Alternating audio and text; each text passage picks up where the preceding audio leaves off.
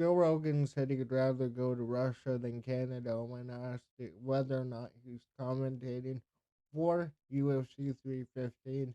And this news story is blowing up. So this is a fun time. If you didn't know, I'm Canadian. Um, I this is my opportunity to hit my niche of MMA, but also give you my opinion on everything going on right now with Canada, US, all of that. So, without further ado, I'm either going to gain a lot of fans or lose my entire following. Let's see what happens here. Joe Rogan skipping UFC 315 in Canada. I'd rather go to Russia. Damn, you got a storm there. Cool. Go away. I, UFC commentator Joe Rogan said he won't go to an upcoming fight because it's in Canada, joking that he'd rather go to Russia. Rogan gave the brush off on his podcast, The Joe Rogan Experience, when asked about UFC 315 in May being in Montreal. He said, "Wow, I won't be there. I don't go to Canada anymore." He said, having previously spoken out against the Great White North, the Great White North spat with President Trump. Oh, dear God. Oh, we're really going to hit everything in this video, aren't we? I don't. I'd rather go to Russia, he said, laughing. Earlier in the show, Rogan remarked that Canada's government is terrible, but the Canadian people are awesome. Yeah, yeah, you summed it up right now.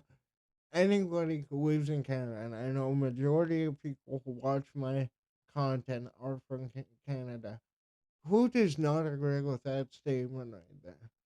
Because boy, oh boy, our politics is a joke. I'm sorry, I'm getting into it early, I guess. You know, you could say what you want about what's going down in the South and that, over the last year, and even now with the whole tariff thing. Like, Canada screwed itself over by electing the same dimwit 3 times. We had him 10 years.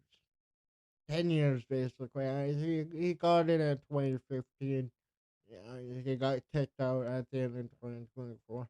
I'm counting it 10 years, dude. And I can't blame him. You know, everybody coming out now, oh my god, he won't go to Canada. I was in Canada during 2020. I've gone through all these things. I know what he says in his podcast because I live it, right? Okay, let's finish this article before we really get into it. And I want to show you the clip first. Earlier in the show, Rogan remarked that Canada's government is terrible. They said that Rogan said in July that his beef with Canada initially began during the COVID-19 pandemic after thousands of protesting truckers descended on the Capitol in Ottawa. Am I gonna get? I better not get got for saying that. Whatever. Always use a different name when it comes up again. And railed against the country's mandate. President Trump, who Rogan helped throttle to a second term in the White House with an appearance on his podcast days before the 2024 election, has sparked tensions between the U.S. and Canada for imposing new tariffs and suggesting Canada becomes a 51st state. We're going to cover that too. This trade war has previously sped up into the sports world, with Canadian fans booing the U.S. national anthem during the NHL run Four Nations face-off tournament. That was awesome, by the way, dude. Some of the best hockey I watched in years were in that tournament. Wicked. Hell of a team the U.S. had. Hell of a team we had. Bruh. Rogan admitted last month that he does not think Canada should join the union, but wants two countries to make up and end what he called the dumbest fucking shit. It is. It is because really, okay, when Trump first started going off on this whole, uh, yeah, there's nothing left here. Actually, wait, before I go on, my ADHD brain, it's awesome. I will show you, I have to turn on the audio first. I'll show you the clip from the podcast, um, really quick. I just need to make sure the audio is working. I have to turn it on. I don't know. See if Jamie could find it. Fucking unbelievable, man. I'm super impressed. Montreal, UFC 315, May 10th. Wow. I won't be 2 there. months. I don't go to Canada anymore. I don't. No, nor should you. Uh-uh. No, discipline. Yeah, I'd rather go to Russia. Yeah, fuck yeah. Yeah, hell yeah. When they become the U.S., you never know. That's never going to happen. That's so crazy to ask them to be the 51st state. I had a conversation with Trump about it. He goes, I started calling him Governor Trudeau just for fun. And a lot of people were saying it's a good idea. Like, maybe it is a good idea. A lot of people say Look it. at, look at this fucking squeeze, man. Where's that at? I don't know. So, See if Jamie right could. there, even he laughs it off in the end. Like, he's joking. Like, he even says right there, he wants both countries, Canada and US, to be friends. And for the most part, with the whole 51st state thing, I mostly thought it was a bit, but it is getting kind of serious. But I mean, one thing, okay, I want to stick to Joe Rogan really quick here. For him to get any backlash from this, it's stupid. He didn't side with the big guy. He even said he thinks they should be two different countries. But the main reason he doesn't want to come to Canada is the media. Dude, our media is horrible. Like, alright, I live in small town Canada, right? When you live in a small town, nobody pays attention to local news. You kind of just go throughout your day, do whatever, mostly peaceful. But like, man, it's a joke up here. It really is a joke. Like our laws, the speech laws that Joe Rogan brings up affects this channel. Like it affects YouTubers in Canada because there's certain things you can't touch. There's certain things you're allowed to touch. They had to basically tiptoe with it, like the whole thing that happened in 2020. Um, but it's brutal. Like, I don't blame Joe Rogan, and this is the reason why. So we go back to what what happened there. If I go back to my bad, I have to mute that. If I go back to my browser, right, and I'm going to type in the conservative runner, uh, in Canada, Pierre Poilievre. Let's just see what the top news headlines are. Canada election. Poilievre says liberals want to keep me from speaking freely with security clearance. Um, that whole thing, I that's been a thing going on for a while, where clearances not only from Pierre, but like other politicians that were on the other side of the true government lost clearance. Um, the whole India thing. Any, I think this has been like a thing that the liberals have talked about for like the last fucking 10 years. Is Indian interference you know, you're not allowed to say it down there. What happened in the States, that was, okay, I don't know what I'm allowed to say on YouTube, but like, that 2020 election down there, that was an awfully interesting one. But, they've gone back and forth up here. You know, the liberals did this, conservatives did that. I guess conservatives have India. Like a big thing for years was Trudeau had Chinese interference. Let's see what else. That's the same thing it says. Uh, okay. Pierre Polyev says he support pharmacare, dental care. Okay, one one positive headline from the drone. Sorry. Um, Polyev says Alberta Premier free to make interventions with terms trade war. That's my premier. I I like her. She's alright.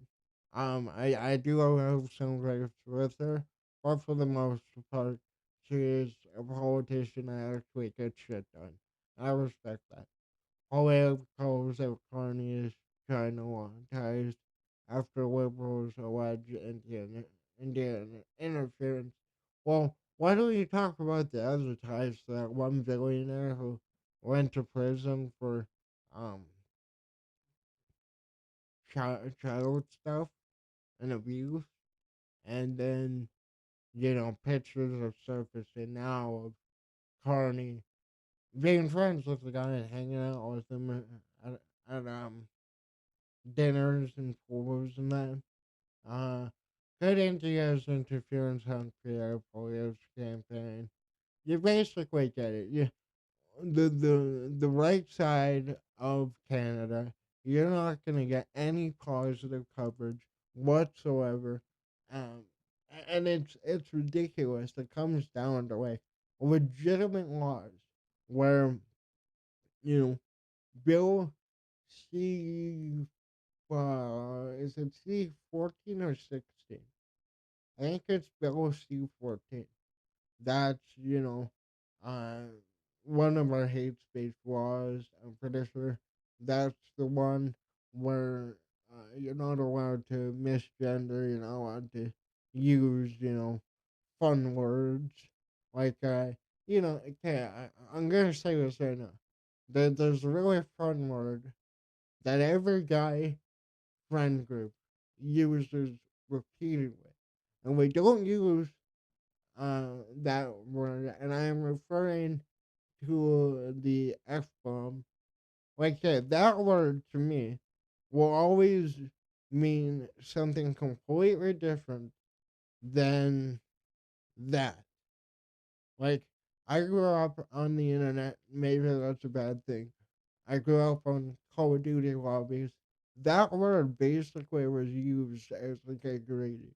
But anyways, I'm getting off topic.